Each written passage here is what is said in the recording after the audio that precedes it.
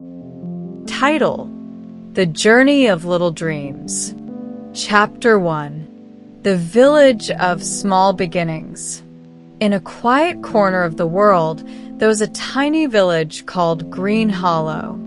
It sat between rolling hills and a sparkling river, where the sun painted the sky with gold every morning. The houses were small, made of stone and wood, with gardens full of flowers and vegetables.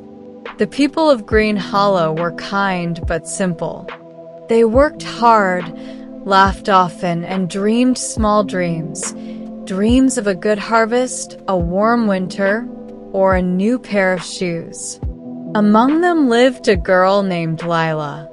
She was 16, with bright eyes and a curious heart. Lila's hair was the color of chestnuts, and she always tied it back with a blue ribbon her mother had given her. Her family was poor, like most in the village. Her father, Tom, was a farmer, and her mother, Anna, sewed clothes for neighbors. They lived in a little house with a leaky roof and a creaky floor, but it was home. Lila loved stories. Every evening, after the chores were done, she sat by the fire and listened to her father tell tales of faraway lands, kings with golden crowns, ships that sailed across endless seas, and cities where lights never went out. "Are those places real, Papa?" Lila would ask, her voice soft with wonder. Tom would smile and say, "Maybe they are, maybe they aren't, but dreams can take you anywhere." One day, something changed. It was a chilly autumn morning, and Lila was helping her mother hang wet clothes on a line outside. The wind carried a strange sound, a low hum, like a song from the hills. Lila stopped and listened. "Do you hear that, Mama?" she asked. Anna frowned and shook her head. "It's just the wind, dear.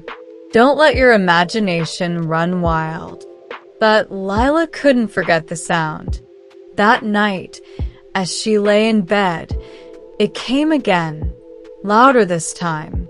She crept to the window and peeked out. The moon was full, casting silver light over the village. The hum grew into words, faint but clear. "Come find me." Lila's heart raced. Was it a dream? A trick? She didn't know, but she felt a pull, like a thread tugging at her soul. The next morning, she told her parents. "I heard a voice last night," she said over breakfast. "It told me to find it." Tom chuckled. "A voice, eh? Maybe it's the river talking. It's been loud lately." Anna looked worried. "Lila, you're too old for fairy tales. We have work to do." But Lila couldn't shake the feeling that something big was waiting for her. That day, she decided she would follow the voice. She packed a small bag with bread, an apple, and her favorite book, a worn collection of stories her father had made for her. She kissed her parents goodbye, promising to be back by nightfall. "I just need to see," she said. Tom nodded, though his eyes were unsure. Anna hugged her tight. "Be careful, my dreamer." And so, Lila stepped out of Green Hollow, her heart full of little dreams and a hum she couldn't ignore. Chapter 2: The Path Through the Woods. The path out of the village led into a thick forest. Tall trees stretched high, their leaves turning red and gold with the season. The air smelled of pine and earth, and the ground crunched under Lila's boots. She walked for hours, following the hum that seemed to dance just ahead of her. Sometimes it faded, and she worried she'd lost it. But then it returned, guiding her deeper into the woods. By noon, she was hungry. She sat on a mossy rock, unwrapped her bread, and took a bite. The forest was quiet, except for the hum and the rustle of leaves. As she ate, a squirrel darted by, stopping to stare at her. "Hello, little one," Lila said with a smile. The squirrel twitched its tail and ran off, as if it had somewhere to be. Lila kept walking. The trees grew denser, and the light dimmed. She began to feel small, like a speck in a giant world. "Where am I going?" she whispered to herself. The hum answered, "Keep going." She jumped, startled. It was the first time the voice had spoken so clearly. "Who are you?" she called. No reply came, only the hum, steady and sure. As the sun dipped lower, Lila reached a clearing. In the center stood an old wooden sign, weathered and cracked. Words were carved into it. "To the unknown, turn left. To safety, turn right." Lila frowned. Safety sounded nice. She could go back home, tell her parents she'd tried, and sleep in her warm bed. But the hum pulled left, toward the unknown. She took a deep breath and turned left. The path grew narrow and rocky. Thorns scratched her arms, and her legs ached. Just as she thought she couldn't go on, she saw a light ahead, a soft, golden glow. She hurried toward it and found a tiny cottage. Its walls were covered in ivy, and smoke curled from a chimney. The hum stopped. Lila knocked on the door. An old woman answered. She was short, with white hair and eyes like stars. "Well, hello," she said, her voice warm. "What brings a girl like you here?" Lila hesitated. "I heard a voice. It told me to come find it." The woman smiled. "Did it now? Come in, child. You look tired." Inside, the cottage was cozy, with a fire crackling and a pot of soup bubbling. The woman gave Lila a bowl and a spoon. "Eat," she said. "Then tell me your story." Lila ate gratefully, the soup warming her from the inside. She told the woman about Green Hollow, her family, and the hum. The woman listened, nodding. "You're brave," she said when Lila finished. "Not many follow a voice they can't see." "Who are you?" Lila asked. "I'm Mara," the woman said. "I've lived here a long time, watching the world change. That voice you hear, it's a call to something bigger than you know." Lila's eyes widened.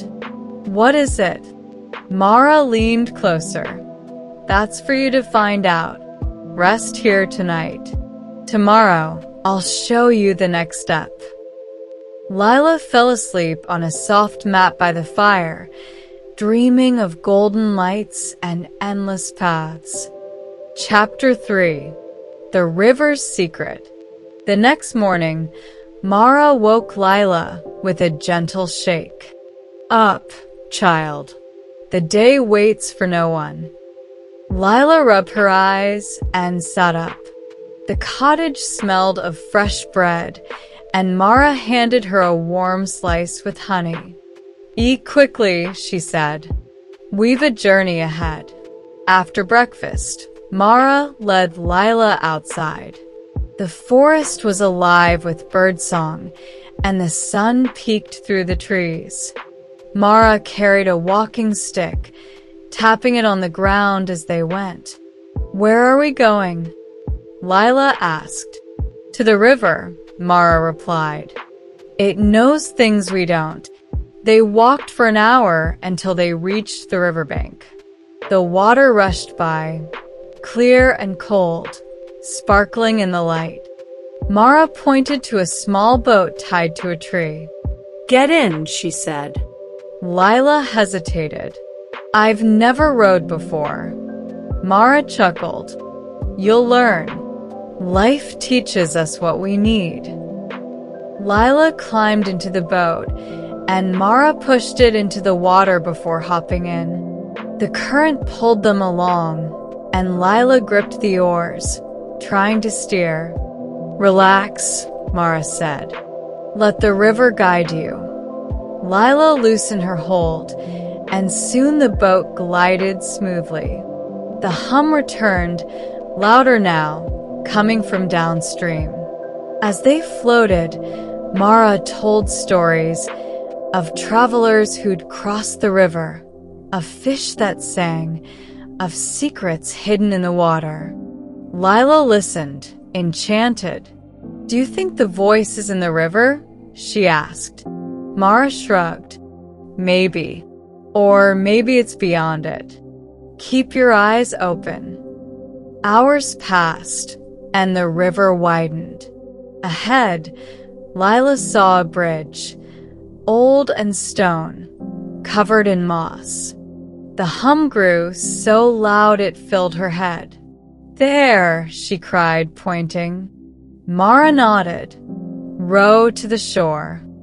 Lila pulled the oars, and they landed near the bridge. She jumped out, her boots sinking into the mud. Under the bridge, she found a wooden box, small and carved with stars. The hum stopped. Lila picked it up, her hands trembling. "Open it," Mara said. Inside was a silver key and a note. "To unlock your dream, find the door." Lila looked at Mara. "What door?" Mara smiled. "That's the next part of your journey. Take the key. You'll know when it's time." Lila tucked the key into her pocket, her mind spinning. A door? A dream? She didn't understand, but she felt alive, like she was part of something big. Chapter 4. The City of Lights.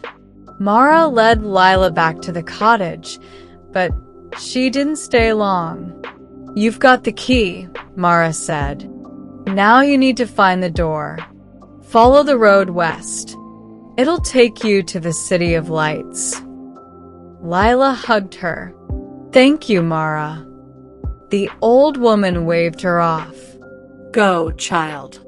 The world's waiting." The road west was long and dusty. Lila walked for days, sleeping under trees and eating the last of her bread. The hum was gone, but the key in her pocket felt warm, like a promise. On the 5th day, she saw it, a city glowing in the distance, its lights twinkling like stars. The City of Lights was unlike anything Lila had known. Tall buildings stretched into the sky, and people rushed about, their voices loud and fast. Horses pulled carts, and strange machines hummed in the streets. Lila felt small, but she kept walking, clutching the key. She wandered for hours, lost in the noise and color.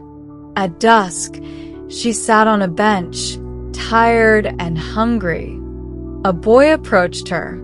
He was about her age, with messy hair and a friendly grin. "You look lost," he said. "I am," Lila admitted. "I'm looking for a door." The boy raised an eyebrow. "A door? That's a funny thing to look for." "I'm Sam. What's your name?" "Lila," she said. Sam sat beside her. "Where are you from?" She told him about Green Hollow, the voice, Mara, and the key. Sam listened, his eyes wide. "That's wild," he said. I've lived here all my life, and I've never heard anything like it. But I'll help you. This city's full of doors. Maybe one's yours. Sam took her to a market, where he bought her a hot pie with coins from his pocket. Eat, he said. You can't find a door on an empty stomach. Lila smiled, grateful. As they ate, Sam asked, What's your dream? Lila thought, I don't know yet. Maybe to see the world. What's yours? Sam grinned. To fly. Up there, with the birds. That night, Sam let her sleep at his home, a small room above a bakery. His mother, a kind woman with flour on her hands, welcomed Lila. Any friend of Sam's is family, she said. Lila fell asleep to the smell of bread, dreaming of doors and wings. Chapter 5. The Hidden Door. For days, Lila and Sam searched the city. They checked alleys, shops, and old buildings, but no door matched the key. Lila grew frustrated. What if it's not here? She said one morning. Sam shrugged. Then we keep looking. You don't give up on a dream. One evening, they sat by a fountain, watching the water sparkle. An old man walked by, leaning on a cane. He stopped and stared at Lila's key, which she held in her hand. Where'd you get that? He asked, his voice rough. From a box by a river, Lila said. The man's eyes narrowed. That's no ordinary key. Follow me. He led them to a quiet street where a tall, narrow house stood. Its door was black, with a silver lock shaped like a star. Lila's heart skipped. Try it, Sam whispered. She slid the key in and it turned with a click. The door swung open. Inside was a room full of wonders. Books stacked to the ceiling, maps on the walls, and a globe that glowed. In the center stood a woman, young and tall, with hair like fire. Welcome, she said. I've been waiting. Lila stared. You're the voice. The woman nodded.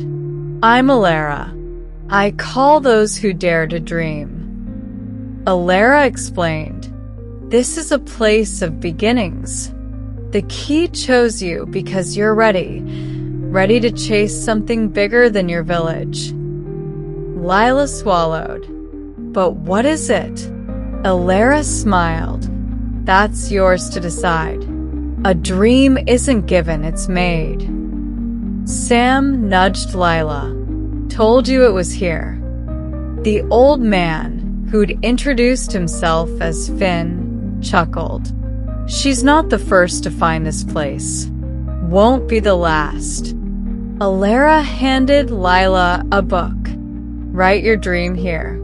When you do, the path will show itself. That night, Lila sat with the book, thinking. What did she want? To see the world? To help her family? To be brave? She wrote, I want to explore, to learn, and to bring light back home. The words glowed, and the room hummed. Chapter 6. The Return and Beyond. The next morning, Alara gave Lila a map. This will guide you, she said. Your dream is alive now. Follow it. Lila hugged Sam and Finn goodbye. Visit me, Sam said. I'll show you the sky one day. She smiled. And I'll show you Green Hollow. The journey home took weeks. Lila walked, sailed, and rode with kind strangers, the map leading her through forests, mountains, and towns. She saw wonders, waterfalls that sang, markets full of spices, children flying kites. Each step filled her with stories. When she reached Green Hollow, the village looked smaller, but her heart swelled. She ran to her house, where Tom and Anna waited. "Lila," Anna cried, hugging her. "You're back." Tom grinned. "What did you find, dreamer?" She told them everything: the forest, Mara, the river, the city, Alara. She showed them the map, now marked with her path. That night, the village gathered to hear her tale. Lila stood by the fire, her voice strong. "There's a world out there," she said, "and we can be part of it." The people listened, their eyes bright. For the first time, their dreams grew bigger. Lila never stopped exploring. She traveled again, with Sam and others bringing back ideas: how to fix roofs, grow better crops, light the dark. Green Hollow changed little by little because of a girl who followed a hum. And somewhere, in a quiet room, Alara smiled, waiting for the next dreamer to find the door. Thank you, amazing viewers. We're so grateful to you for listening to our story videos on English through stories. Your support for adventures like The Journey of Little Dreams and The Mystery of the Whispering Caves means the world to us. Keep learning English with us. More exciting stories are coming.